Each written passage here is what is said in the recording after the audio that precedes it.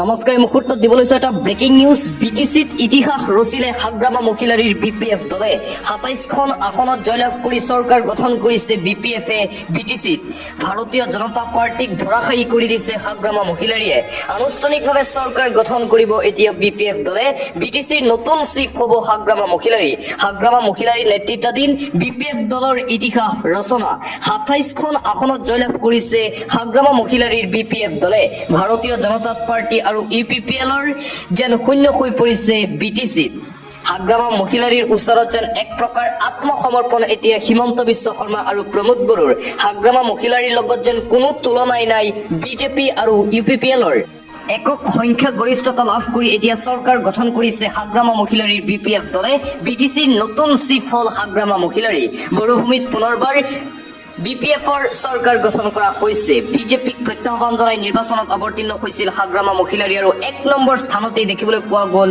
BPF দলক ২৭খন আসনত জয়লাভ কৰিছে হাগ্ৰামা মহিলাৰীৰ বিপিএফ দলে পৰ্বতজোৰত বিপিএফৰ প্ৰাৰ্থীয়ে জয়লাভ কৰিছে শ্ৰীৰামপুৰত বিপিএফ প্ৰাৰ্থীয়ে জয়লাভ কৰিছে জামদুৱাৰত বিপিএফ প্ৰাৰ্থীয়ে জয়লাভ কৰিছে চৰাইবিল বিপিএফ প্ৰাৰ্থীয়ে জয়লাভ কৰিছে কাছুৱা গাঁৱত বিপিএফ প্ৰাৰ্থীৰ জয়লাভ দুধমা বিপিএফ প্ৰাৰ্থীৰ জয়লাভ বাংৰাগাঁৱত বিপিএফ প্ৰাৰ্থীৰ জয়লাভ দেবাৰগাঁও বিপিএফ প্ৰাৰ্থীৰ জয়লাভ ২৭খন আসনত জয়লাভ কৰি এইবাৰ বিটিচিত চৰকাৰ গঠন কৰিছে হাগ্ৰামা মহিলাৰীৰ বিপিএফ দলে হাগ্ৰামাৰ মহিলাৰীৰ যাদু আৰু ২০২৬ চনৰ বিধানসভা নিৰ্বাচনক লৈ এতিয়া চিন্তিত হৈ পৰিছে হিমন্ত বিশ্ব শৰ্মা আৰু বিজেপি চৰকাৰ বিটিচিত যিদৰে হাগ্ৰামা মহিলাৰীয়ে নিজৰ শক্তি প্ৰদৰ্শন কৰিছে হাগ্ৰামা মহিলাৰীৰ বাবে এতিয়া চিন্তিত হৈ পৰিছে বিজেপি আৰু হিমন্ত বিশ্ব শৰ্মা হাগ্ৰামা মহিলাৰীৰ ৰণকৌশলত এক প্ৰকাৰ ধৰাশায়ী হ'ল ভাৰতীয় জনতা পাৰ্টি আৰু ইউপিপিএল ইতিহাস ৰচনা কৰি ২৭খন আসনত জয়লাভ কৰি চৰকাৰ গঠন কৰিছে বিটিচিত হাগ্ৰামা মহিলাৰীয়ে বিটিচিৰ নতুন চিফ হিচাপে এতিয়া শপত ল'ব হাগ্ৰামা মহিলাৰীয়ে প্ৰমোদ বড়োৰ ইউপিপিএল এক প্ৰকাৰ ধৰাশায়ী হ'ল বিটিচি নিৰ্বাচনত বিটিচিৰ ৰাইজে এইবাৰ কেৱল মাত্ৰ হাগ্ৰামা মহিলাৰীকহে পচন্দ কৰিছে ইতিহাস ৰচনা কৰিছে বিপিএফ দলে ২৭খন আসনত জয়লাভ কৰি চৰকাৰ গঠন কৰিছে বিটিচিত বিপিএফে আৰু আনপিনে আন এটা ব্ৰেকিং নিউজ আহিছে যে যোৱা নিশা বিটিচিত বিজেপি নেতাক বহু খেদা দিয়া কৈছে যোৱা নিশা বিটিচিত ৰাইজৰ ৰোষত ভাৰতীয় জনতা পাৰ্টিৰ নেতা বিজেপি নেতা কাশ্যপ প্ৰকাশক বহু খেদা বিৰোধী দলৰ সমৰ্থকৰ হৰাইবিল সমষ্টিৰ বিজেপিৰ প্ৰভাৰী কাশ্যপ প্ৰকাশ বিজেপি গৌপেক ধলিৰে উত্তাল গোসাইগাঁৱৰ পৰিস্থিতি যোৱা নিশা ভোট গণনাৰ মাজতে গোসাইগাঁৱত উত্তপ্ত পৰিস্থিতিৰ সৃষ্টি হৈছিল বিজেপিৰ দাদাগিৰি নচলিব বুলি হুংকাৰ বিৰোধী দলৰ সমৰ্থকসকলৰ বিজেপি নেতা কৰ্মীৰ তীব্ৰ ক্ষোভ বিজেপিৰ বিৰুদ্ধে ঘটনাস্থলীত উপস্থিত আৰক্ষীৰ বৃহৎ বাহিনী পৰিস্থিতি নিয়ন্ত্ৰণ কৰিছে আৰক্ষীয়ে নিশা বিটিচিত ৰাইজৰ ৰোষত পৰিছে ভাৰতীয় জনতা পাৰ্টি এতিয়া বিজেপিৰ বাবে যেন কোনো দিশেই ভাল হোৱা নাই এফালে নিৰ্বাচনত মুখ থেকেচা খাইছে ভাৰতীয় জনতা পাৰ্টিয়ে আৰু আনপিনে ৰাইজৰ ৰোষত পৰিছে বিজেপিৰ নেতাসকল ৰাইজে বহু খেদা দিছে ভাৰতীয় জনতা পাৰ্টিৰ নেতাসকলক বিটিচি নিৰ্বাচনত ধৰাশায়ী হ'ল ভাৰতীয় জনতা পাৰ্টি হাগ্ৰামা মহিলাৰীৰ চুনামিত এক প্ৰকাৰ নাইকিয়া হৈ গৈছে হিমন্ত বিশ্ব শৰ্মাৰ মেজিক হিমন্ত বিশ্ব শৰ্মাই বহুকেইটা নিৰ্বাচনী প্ৰচাৰ সভাত অংশগ্ৰহণ কৰিছিল কিন্তু একো কাম নাহিল প্ৰলোভনৰ আঁচনিৰ প্ৰতিশ্ৰুতি দিছিল মুখ্যমন্ত্ৰী হিমন্ত বিশ্ব শৰ্মাই কিন্তু সেই প্ৰতিশ্ৰুতি যেন বিটিচিবাসীয়ে বিশ্বাসত ল'ব খোজা নাছিল আৰু তাৰেই প্ৰতিফলন যোৱাকালি দেখিবলৈ পোৱা গ'ল যোৱাকালি অনুষ্ঠিত হৈছিল বিটিচি নিৰ্বাচনৰ ভোট গণনা আৰু বিটিচি নিৰ্বাচনৰ ভোট গণনাৰ অন্তত ইতিহাস ৰচনা কৰি ২৭খন আসনত জয়লাভ কৰি চৰকাৰ গঠন কৰিছে বিপিএফ দলে বিটিচিৰ নতুন চিফ এতিয়া হাগ্ৰামা মহিলাৰী বিটিচি নিৰ্বাচনৰ পিছতেই ২০২৬ চনৰ বিধানসভা নিৰ্বাচনত এতিয়া তৎপৰ হৈ পৰিব হাগ্ৰামা মহিলাৰীয়ে ২০২৬ চনৰ বিধানসভা নিৰ্বাচনত যথেষ্ট গুৰুত্বপূৰ্ণ ভূমিকা পালন কৰিব যাৰ বাবে এতিয়া চিন্তাত দেখিবলৈ পোৱা গৈছে হিমন্ত বিশ্ব শৰ্মা আৰু বিজেপি চৰকাৰক জুবিন গাৰ্গে কৈছিল মই সাগৰৰ সৈতে খেলি ভাল পাওঁ যি সাগৰে অৱশেষত কাল হ'ল আমাৰ সাৰ্থক জুবিন গাৰ্গৰ যি সাগৰতেই শেষ নিশ্বাস ত্যাগ কৰিলে জুবিন গাৰ্গে বন্ধুসকল জুবিন গাৰ্গৰ ইয়াতে প্ৰত্যেকটো কথাতেই হাজাৰ হাজাৰ মিনিং হাজাৰ হাজাৰ অৰ্থ সোমাই আছে হাজাৰ হাজাৰ আৱেগ হাজাৰ হাজাৰ কষ্ট লুকাই আছে প্ৰত্যেকটো কথা আপোনালোকে মন দি শুনিব মই বুজাবলৈ আপোনালোকক যত্ন কৰিছো ৰৈ ৰৈ বিনালে চিনেমাখন সাগৰত আৰম্ভ হৈছে সাগৰতে শেষ হৈছে জুবিন গাৰ্গৰ শেষটো ছবি অন্তিমটো ছবি মই অসমবাসীক অনুৰোধ জনাইছো 31 অক্টোবৰত এই চিনেমাখন মুক্তি লাভ কৰিব ইতিহাসৰ সবতকে ডাঙৰ চিনেমা হ'ব এইটো আপোনালোকে মৰম দিব বুলি মই আশা ৰাখিছো যাতে অসম ছবি জগতৰ সকলো ৰেকৰ্ড ভংগ কৰে এই চিনেমাখনে বন্ধুসকল এই চিনেমাখনতে তেখেতে নিজৰ জীৱনৰ সকলো কথাই লুকাই ৰাখিছে তেখেতে কৈছে ৰৈ ৰৈ বিনালে চিনেমাখন সাগৰত আৰম্ভ হৈছে সাগৰতে শেষ হৈছে সেই সাগৰখন চাবলৈ বিচাৰি ফুৰো মুক্তি দিয়াৰ আগতেই সাগৰ পাৰত গৈছিলে জুবিন গাৰ্গে আৰু তাতেই নিজৰ শেষ নিশ্বাস ত্যাগ কৰে তেখেতে লগতে কৈছে প্ৰথম পোষ্টাৰখন সেইটোৱে সাগৰখন চুই থাকো কিন্তু মই নেদেখো মই অন্ধ কি কৈছে ইয়াতে কোনটো মিনিং বুজাইছে ৰাজ্যবাসী আপোনালোকে বুজি পাইছে নে নাই মই নাজানো আপোনালোকে মই যিখিনি বুজি পাইছো মই আপোনালোকক বুজাইছো আপোনালোকে শুনক সাগৰটো হৈছে জুবিন গাৰ্গক ঘেৰি ৰখা দুষ্ট চক্ৰ আৰু সেই সাগৰতে সোমাই পৰিছে জুবিন দা অন্ধ হৈ আছিলে সেই সাগৰখন দেখা নাপায় যি সাগৰখন চুবলে মন গৈছিলে জুবিন গাৰ্গৰ কিন্তু মই নেদেখো মই অন্ধ লাষ্টলৈকে সাগৰখনে চুৱে শেষত সেই সাগৰখনে চুৱে জুবিন গাৰ্গে সাগৰখন নেদেখে যি সাগৰতেই নিজৰ প্ৰাণ ত্যাগ কৰিবলগীয়া হ'ল লগতে কৈছে মোৰ 19 বছৰ আগৰ কাহিনী এতিয়া বনাইছো চিনেমাখন মই কেৱল সাঁতুৰি আছো বাকি একো নাই এই সাগৰত অকল জুবিন গাৰ্গে সাঁতুৰি আছে বুলি কৈছে মৃত্যুৰ কেইটামান দিন আগতে ৰীতা চৌধুৰীৰে হোৱা সাক্ষাৎকাৰত জুবিন গাৰ্গে কৈছিল এই কথাবিলাক এই কথাৰ লগত তেখেতৰ জীৱনৰ কাহিনীটো একেবাৰে মিলি গৈছে বুলি মই ভাবো ইয়াৰ মাজতে সিদ্ধাৰ্থ শৰ্মাৰ ফেচবুকত আবেগিক পোষ্ট যি পোষ্টত তেওঁ উল্লেখ কৰিছে তেওঁ নিৰ্দোষী তেওঁ কোনো কাৰণতে দোষী নহয় নিজক দোষী সাব্যস্ত কৰাৰ কাৰণে যিকোনো কাম কৰিবলৈ ৰাজি আছে সিদ্ধাৰ্থ শৰ্মাই তেখেতে কি লিখিছে এই ফেচবুক পোষ্টত মই একফালৰ পৰা মই আপোনালোকক পঢ়ি শুনাম আপোনালোকে ধৈৰ্য সহকাৰে সম্পূৰ্ণ কথাই শুনিব তেখেতে লিখিছে অসম সদায় মোৰ ঘৰ আছিল আৰু সদায় থাকিব যিসকল লোকে মোক মৰম সন্মান আৰু জীৱিকা দিছিল তেওঁলোক আজি দুখিত আৰু মই তেওঁলোকৰ বেদনাত সমভাগী লগতে তেওঁ লিখিছে নীৰৱতাক ভুল বুজিব পাৰে কিছুমান লোকে ভাবে যে মই একো নকওঁ বা লগে লগে ঘূৰি নাহো তেন্তে ইয়াৰ অৰ্থ হ'ব যে মই কিবা ভুল কৰিছো সেইবাবেই মই এই চিঠিখন লিখিছো মই সকলোকে জনাব বিচাৰিছো যে মোৰ লুকাবলৈ একো নাই মই পলাই যোৱা নাই মোৰ সুৰক্ষাৰ আশ্বাস আৰু সত্য দাঙি ধৰাৰ এক উচিত সুযোগ পোৱাৰ লগে লগে মই গুৱাহাটীলৈ আহিম আৰু SIT তথা ৰাইজৰ আগত মোৰ পক্ষ দাঙি ধৰিম 19 ছেপ্টেম্বৰ 2025 তাৰিখে নৰ্থ ইষ্ট ফেষ্টিভেলৰ বাবে ছিংগাপুৰত থকা অৱস্থাত মোৰ জ্যেষ্ঠ ভাতৃ জুবিন দা সাঁতুৰি থাকোঁতে এক শোকাবহ দুৰ্ঘটনাত পতিত হয় মই ঘটনাৰ আগত আৰু পিছত তেওঁৰ লগতে আছিলো তেওঁক সহায় কৰিবলৈ সকলো চেষ্টা কৰিছিলো আৰু তাৰ পিছত তেওঁক ভাৰতলৈ ঘূৰাই অনাৰ ব্যৱস্থা কৰিছিলো বিভিন্ন মাধ্যমে অতি সোনকালে মোক দোষী সজাবলৈ আৰম্ভ কৰিলে আৰু মই মৃত্যুৰ ভাবুকি ঘৃণা ভৰা বাৰ্তা আৰু গালিগালাজ পাবলৈ ধৰিলো বন্ধু বান্ধৱ আৰু পৰিয়ালৰ লোকে মোক গুৱাহাটীলৈ আহিবলৈ বাধা দিছিল আৰু মই দিল্লীত থাকিবলৈ বাধ্য হৈছিলো তেওঁক হেৰুৱাই মোৰ হৃদয়ত এনে এক শূন্যতাৰ সৃষ্টি হৈছে যি কেতিয়াও পূৰণ নহ'ব কিন্তু তাতোকৈ মোক ভাঙি পেলাইছে তেওঁৰ লগত আহিব নোৱাৰা তেওঁৰ শেষকৃত্যত উপস্থিত থাকিব নোৱাৰা আৰু পৰিয়ালৰ কাষত থিয় দিব নোৱাৰাটোৱে মই অসহায় আৰু স্তম্ভিত কিয়নো মোৰ গোটেই পৃথিৱীখন সলনি হৈ গৈছে যোৱা সপ্তাহত অনলাইন আৰু টেলিভিছনত বিয়পি পৰা উৰা বাতৰি গালিগালাজ আৰু ভাবুকিবোৰ দেখি মই স্তম্ভিত আৰু দুখিত হৈছো কিছুমানে সেইদিনা মোক অৱহেলাৰ অভিযোগ দিছে আন কিছুমানে দাবী কৰিছে মই জুবিন দাৰ নাম আৰু ধন ব্যৱহাৰ কৰি টকা লুকুৱাইছো বা ব্যৱসায় কৰি তুলিছো আনকি কিছুমানে কৈছে মই জুবিন দাৰ কপিৰাইট ৰয়েলটি লাভ কৰিছো আৰু এতিয়া ইয়াৰ একমাত্ৰ মালিক হ'ম এই অভিযোগবোৰ সম্পূৰ্ণ মিছা মই তেওঁৰ বিশ্বাস বা তেওঁৰ ধনৰ কেতিয়াও অপব্যৱহাৰ কৰা নাই আৰু মই কৰ্তৃপক্ষ আৰু তেওঁৰ পৰিয়ালৰ লগত প্ৰতিটো টকাৰ হিচাপ দিবলৈ সম্পূৰ্ণ সাজু আছো কপিৰাইট আৰু ৰয়েলটিৰ বিষয়ে সত্যটো হ'ল তেওঁ ৰেকৰ্ড কৰা ৩৮,০০০ গানৰ বেছিভাগেই সম্পূৰ্ণৰূপে আন মিউজিক লেবেলে আৰু প্ৰডাকশ্যন হাউচৰ মালিকাধীন। তেওঁ নিজে তেওঁলোকৰ পৰা এককালীন গায়কৰ মাননি হিচাপে কেইহাজাৰমান টকাৰ বাহিৰে কেতিয়াও কোনো ধন লাভ কৰা নাছিল। তেওঁৰ প্ৰায় সকলো হিট গানকে ধৰি এইবোৰৰ বেছিভাগ গান মই তেওঁৰ জীৱনত অহাৰ আগতেই ৰেকৰ্ড কৰা হৈছিল। জুবিনদাই মোক প্ৰায়ে কৈছিল কিদৰে মানুহে তেওঁক ব্যৱহাৰ কৰিছিল, কিদৰে তেওঁৰ গানে কোটি কোটি টকা উপাৰ্জন কৰাৰ পিছতো তেওঁ অসমৰ প্ৰযোজক বা মিউজিক লেবেলৰ পৰা কোনো ৰয়েলটি পোৱা নাছিল। যিকোনো ব্যক্তিয়ে সেই প্ৰযোজক আৰু লেবেলসমূহৰ লগত পোনপটীয়াকৈ যোগাযোগ কৰি এই কথা পৰীক্ষা কৰিব পাৰে।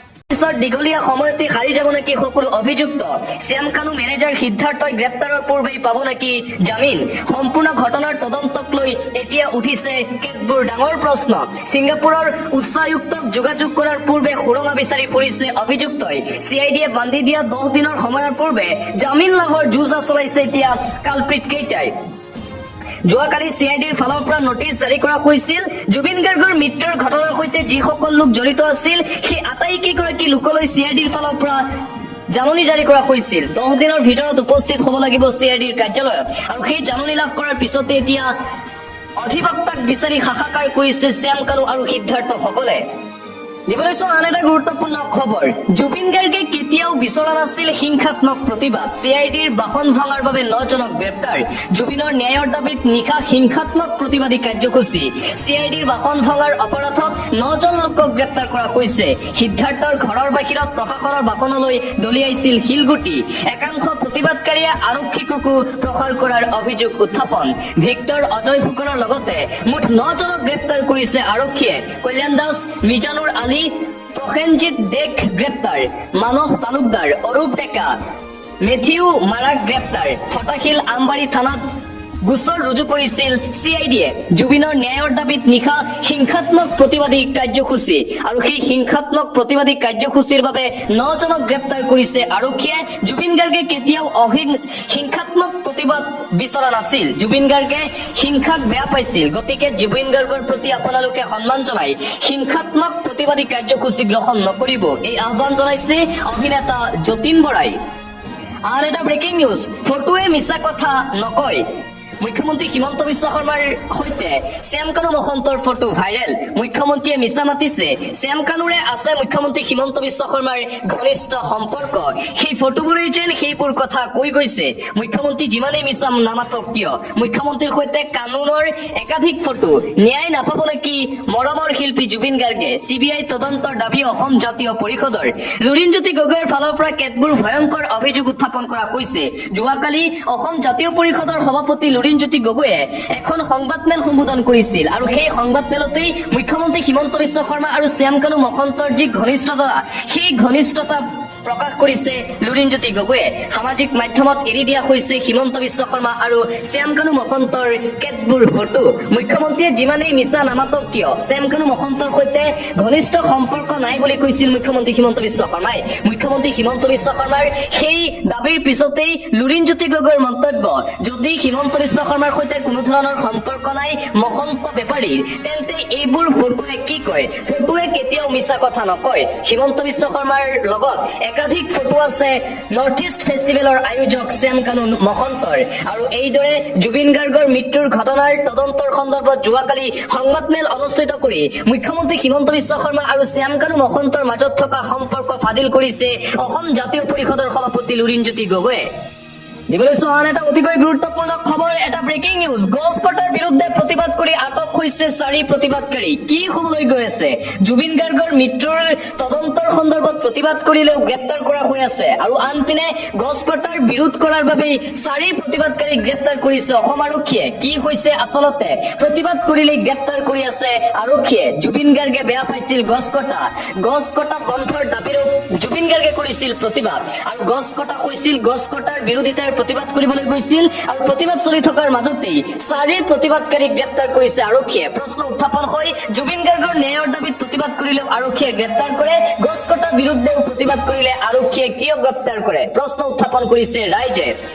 পৰৱৰ্তী খবৰ, জুবিন গাৰ্গৰ মৃত্যুৰ ঘটনাৰ তদন্তৰ সন্দৰ্ভত সামাজিক মাধ্যমত পোষ্ট অৱসৰপ্ৰাপ্ত IPS বিষয়া বাইলট বৰুৱাৰ এজন বিখ্যাত জনপ্ৰিয় শিল্পী তথা সুকণ্ঠ মানুহক জানি শুনি বিপদজনকভাৱে মৃত্যুমুখলৈ ঠেলি দিলে তেওঁৰে একাংশ ঘনিষ্ঠই। এইটো জানি শুনি কৰা এটা গুৰুতৰ অপৰাধ। এই অপৰাধৰ সন্দেহযুক্তসকলক বিচাৰি আৰক্ষীয়ে দেশৰ বিভিন্ন ঠাইত ৰেড সাৰ্চ অপাৰেশন চলাই বা আধুনিক প্ৰযুক্তিৰ সহায়ত তেওঁলোকক আইনৰ আওতালৈ ইতিমধ্যে আনিব লাগিছিল, কিন্তু তাৰ সলনি সাধাৰণ অপৰাধৰ অপৰাধীৰ দৰে তেওঁলোকক নোটিছ জাৰি কৰিছে। ইতিমধ্যে দেশৰ ভিতৰত পলাতক হৈ থকা সন্দেহযুক্তৰ বাবে LOC লকআউট কাৰিকুলাৰ শীঘ্ৰে জাৰি কৰিব লাগিছিল, নহলে তেওঁলোক দেশ এৰি পলাই যোৱাৰ সম্ভাৱনা থাকে। যদি বিদেশত আছে তেওঁলোকৰ বিৰুদ্ধে ৰেড কৰ্নাৰ নোটিছ জাৰি কৰি হলেও তেওঁলোকক আইনৰ আওতালৈ আনক, তদন্ত ক্ষিপ্ৰতৰ কৰক। Justice for Zubeen. এইদৰে জুবিন গাৰ্গৰ মৃত্যুৰ ঘটনাৰ তদন্তৰ সন্দৰ্ভত সামাজিক মাধ্যমত পোষ্ট অৱসৰপ্ৰাপ্ত IPS বিষয়াগৰাকীৰ। অন্য এটা খবৰ, শ্যাম কানু মহন্তৰ কি বক্তব্যৰ সৈতে মিল নাই সঞ্জীৱ নাৰায়ণৰ বক্তব্যৰ। দুয়োগৰাকী ব্যক্তিৰ বক্তব্যৰ অমিলৰ আঁৰত গভীৰ ৰহস্য লুকাই থকাৰ সন্দেহ। সংবাদমেল সম্বোধন কৰি এই সন্দৰ্ভত গুৰুতৰ অভিযোগ সদৌ টাই অসম ছাত্ৰ সন্থাৰ। জুবিন গাৰ্গৰ মৃত্যুৰ পাছতো নৰ্থ ইষ্ট ইণ্ডিয়া ফেষ্টিভেলৰ কাৰ্যসূচী চলাই নিয়াৰো গুৰুতৰ অভিযোগ উত্থাপন কৰা হৈছে। শ্যাম কানুন মহন্ত আৰু সঞ্জীৱ নাৰায়ণৰ বক্তব্যৰ কোনো ধৰণৰ মিল নাই বুলি মন্তব্য সংগঠনটোৰ। সংবাদমেল সম্বোধন কৰি এই সন্দৰ্ভত গুৰুতৰ অভিযোগ উত্থাপন কৰিছে সদৌ টাই অসম ছাত্ৰ সন্থাৰ ফালৰ পৰা। পৰৱৰ্তী খবৰ, পাঞ্জাবাৰীৰ জামে মছজিদত জুবিন গাৰ্গলৈ শ্ৰদ্ধাঞ্জলি ইছলাম সমাজৰ। জুবিন গাৰ্গৰ দোষীক গ্ৰেপ্তাৰ কৰাৰ দাবী। জুম্মা নামাজৰ পাছতেই যোৱাকালি ইছলামধৰ্মী ৰাইজে একত্ৰিত হৈ পালন কৰিলে মৌন ব্ৰত। মহান শিল্পী সকলোৰে হিয়াৰ আমঠু প্ৰাণৰ শিল্পী জুবিন গাৰ্গৰ বাবে এতিয়া মুছলমান সমাজৰ দুৱা দেখিবলৈ পোৱা গৈছে। যোৱাকালি শুক্ৰবাৰ আছিল আৰু পবিত্ৰ জুম্মা আছিল মুছলমান লোকৰ বাবে। জুম্মা নামাজৰ পিছতেই মুছলমান সমাজে জুবিন গাৰ্গৰ বাবে কৰিছে দুৱা। মোৰ কোনো জাতি নাই, মোৰ কোনো ধৰ্ম নাই, এই শ্লোগান দিছিল জুবিন গাৰ্গে আৰু তাৰেই উদাহৰণ যোৱাকালি দেখিবলৈ পোৱা গ'ল। ইছলাম ধৰ্মাৱলম্বী লোকসকল একত্ৰিত হৈ জুবিন গাৰ্গৰ বাবে কৰিলে দুৱা। মৌন ব্ৰত পালন কৰিলে ইছলাম ধৰ্মাৱলম্বী লোকে। পাঞ্জাবাৰীৰ জামে মছজিদতো দেখিবলৈ পোৱা গ'ল সেই দৃশ্য। অন্য এটা খবৰ, ইয়াত কোনেও ভঙা নাই। মিছা কেছ জাপি দি ছোৱালীকো মাৰিছে, ৰাস্তাৰে যোৱা মানুহকো উঠাই আনিছে আৰক্ষীয়ে। আৰক্ষীৰ জিম্মাৰ পৰা ওলাই আহি এইদৰে মন্তব্য কৰিছিল অজয় ফুকনে আৰু এই মন্তব্য কৰাৰ পিছতেই পুনৰবাৰ গ্ৰেপ্তাৰ কৰা হৈছিল অজয় ফুকনক। অজয় ফুকনে কৈছে কোনেও একো ভঙা নাছিল, কোনেও অপ্ৰীতিকৰ পৰিস্থিতিৰ সৃষ্টি কৰা নাছিল। আৰক্ষীয়ে যাকেই পাইছে তাকেই উঠাই আনি গ্ৰেপ্তাৰ কৰিছে। জুবিন গাৰ্গৰ ন্যায়ৰ দাবীত প্ৰতিবাদ কৰিবলৈ গৈ গ্ৰেপ্তাৰ হোৱা কণ্ঠশিল্পী অজয় ফুকনৰ এই বিস্ফোৰক মন্তব্য। পৰৱৰ্তী খবৰ, এটা ব্ৰেকিং নিউজ। নিশিতা শেখৰ অমৃত প্ৰভালৈ দিনৰ 11 বজাৰ সময়সীমা। CIDৰ ফালৰ পৰা নোটিছ জাৰি কৰা হৈছে। এটা বিগ ব্ৰেকিং নিউজ এই মুহূৰ্তত আহি পৰিছে। আজি উপস্থিত হ'ব লাগিব CIDৰ অফিচত। নিশিতা গোস্বামী, শেখৰ গোস্বামীক SITত হাজিৰ হোৱাৰ নিৰ্দেশ। আজি শনিবাৰ দিনৰ 11 বজাৰ ভিতৰত হাজিৰ হ'ব লাগিব দুয়ো। জুবিন গাৰ্গৰ লগত যোৱা শিল্পী অমৃত প্ৰভা মহন্তলৈও SIT জাননী। নিশিতা শেখৰৰ লগতে অমৃত প্ৰভাক জেৰা চলাব SITয়ে। ছিংগাপুৰৰ অনুষ্ঠান সম্পৰ্কত জেৰাৰ সন্মুখীন হ'ব তিনিও। SITৰ ফালৰ পৰা এই জাননী জাৰি কৰা হৈছে। পৰৱৰ্তী খবৰ, ভিক্টৰ দাসক পুনৰ গ্ৰেপ্তাৰ কৰাৰ পিছত সামাজিক মাধ্যমত প্ৰতিক্ৰিয়া বিধায়ক অখিল গগৈৰ। এয়া হ'ল আজিৰ অসম, হিমন্ত বিশ্ব শৰ্মাৰ অসম। কালি জুবিনদাৰ মৃত্যুৰ অভিযুক্ত সিদ্ধাৰ্থ শৰ্মাৰ ঘৰত প্ৰতিবাদ কৰিবলৈ গৈ গ্ৰেপ্তাৰ হোৱা ভাই ভিক্টৰ দাসে আজি CJM কোৰ্টত জামিন পালে। জামিন পোৱাৰ পাছত ৰাতি 10 মান বজাত পুলিচে কোৰ্টত সোমাই ভিক্টৰ দাসক চোঁচৰাই আনিছিল। আদালত চৌহদত পুত্ৰক বচাবলৈ মাকে পুলিচক কেনেকৈ বাধা দিছে চাওক। পুলিচে কি কৈছে ভালদৰে শুনক। কান্দি কান্দি মাতৃ আৰু পুত্ৰই পুনৰ গ্ৰেপ্তাৰৰ পৰা ৰেহাই বিচাৰিছে। এয়াই অসমৰ জনগণৰ প্ৰকৃত অৱস্থা। গণতন্ত্ৰ এতিয়া অসমত কাগজৰ শব্দ। দৃশ্য দেখি মোৰ কান্দোন ওলাই গৈছে। ন্যায় বিচাৰি মাত মতা মাতৃ পুত্ৰৰ অৱস্থাই আজি অসমৰ আচল অৱস্থা। এয়া হিমন্ত বিশ্ব শৰ্মাৰ শাসন, এয়া হিটলাৰৰ শাসন। ন্যায় আজিৰ অসমত ক'তো নাই। জাকক ৰাইজ জাকক, এইদৰে প্ৰতিক্ৰিয়া প্ৰকাশ কৰিছে বিধায়ক অখিল গগৈয়ে। দিবলৈ আন এটা ব্ৰেকিং নিউজ। যোৱাকালি ভোট গণনাৰ মাজতে BTCত উত্তপ্ত পৰিস্থিতিৰ সৃষ্টি হৈছিল। যোৱা নিশা আৰক্ষীয়ে কৰিছিল লাঠি চাৰ্জ। ভোট গণনাৰ মাজতে বিটিচিত উত্তপ্ত পৰিস্থিতি, হিংসাত্মক ঘটনা, নিৰ্বাচনী বিষয়াৰ কাৰ্যালয়ৰ সন্মুখত পুলিচৰ লাঠিচাৰ্জ, বিজেপিৰ মন্ত্ৰী নিৰ্বাচনী বিষয়াৰ কাৰ্যালয়ত প্ৰৱেশৰ পাছতে এই প্ৰতিবাদ। বিপিএফ কৰ্মীয়ে সাব্যস্ত কৰে তীব্ৰ প্ৰতিবাদ। যোৱা নিশা মন্ত্ৰী অশোক সিংখল, ঋকেশ আগৰৱালাৰ ষড়যন্ত্ৰ কৰাৰ অভিযোগ। কাৰ্যালয়ত প্ৰৱেশ কৰিছিল দুয়োগৰাকী মন্ত্ৰীয়ে। বিজেপিক গৌপেক ধ্বনিৰে উত্তাল পৰিস্থিতিৰ সৃষ্টি কৰে বিপিএফ কৰ্মীয়ে। পৰিস্থিতি নিয়ন্ত্ৰণৰ বাবে আৰক্ষীয়ে লাঠিচাৰ্জ কৰিবলগীয়া হৈছিল। গোসাইগাঁও জিলা নিৰ্বাচনী বিষয়াৰ কাৰ্যালয়ত অপ্ৰীতিকৰ পৰিস্থিতি। ঘটনাস্থলীৰ পৰা পলায়ন মন্ত্ৰী অশোক সিংখল, ৰিতেশ আৰু ভোট গণনাৰ মাজতে যোৱা নিশা বিটিচিতে উত্তপ্ত পৰিস্থিতিৰ সৃষ্টি হৈছিল। নিৰ্বাচনী বিষয়াৰ কাৰ্যালয়ৰ সন্মুখত পুলিচৰ লাঠিচাৰ্জ। দিবলৈ চোৱা আন এটা অতিকৈ গুৰুত্বপূৰ্ণ খবৰ। জনজাতিকৰণৰ দাবীত মটকসকলৰ বিশাল প্ৰতিবাদী কাৰ্যসূচী। ডিব্ৰুগড় ইক্ৰাতলিৰ পৰা লাখোৱাললৈ জোৰ সমদল মটকসকলৰ। প্ৰায় 20,000 লোকৰ অংশগ্ৰহণ এই প্ৰতিবাদী সমদলত। চৰকাৰে দিয়া আলোচনাৰ প্ৰস্তাৱ প্ৰত্যাখ্যান। অসম মটক যুৱ ছাত্ৰ সন্মিলনৰ পুনৰবাৰ আৰম্ভ হৈ গৈছে মটকসকলৰ এই প্ৰতিবাদ।